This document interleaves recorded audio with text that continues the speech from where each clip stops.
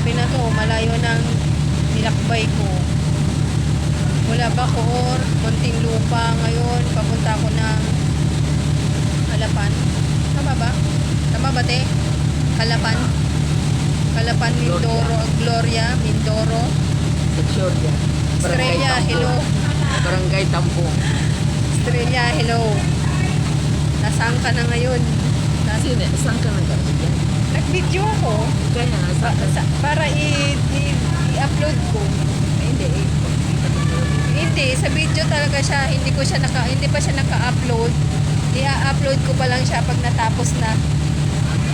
Tapos na. Pagkatapos, o diba, pagka uwi natin, pagka isang linggo, i-upload ko na siya sa Reels. Sabi ko nga kanina, sa susunod, hindi na barko sasakyan ko. Aeroplano na. Ay, Diyos ko, gumala ng Estrella. Ang layo-layo, sumakay na ng barko. Hindi kasi gusto talaga sumama. Yung mga gustong sumama, hindi nakasama. Yung alanganin na sumama, kagaya ko, nakasama. Yan sila, sinarumay. Ayan o, doon o.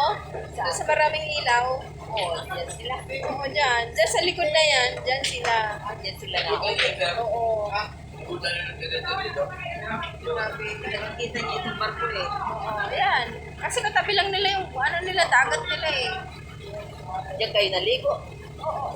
Hindi naman kami naligo dun sa may kabila nila. Sa kanilang kabilang bahay. Dagat din. Oo. Paikot dyan. Paikot nga. Kalma, sarap ng biyahe natin. Kaya nga eh. Parang Kahit naulan, Diyos ko, pinagbigyan mo lang talaga ako at makasama kay Ate Presi. Dahil sa Paumi. Paumi.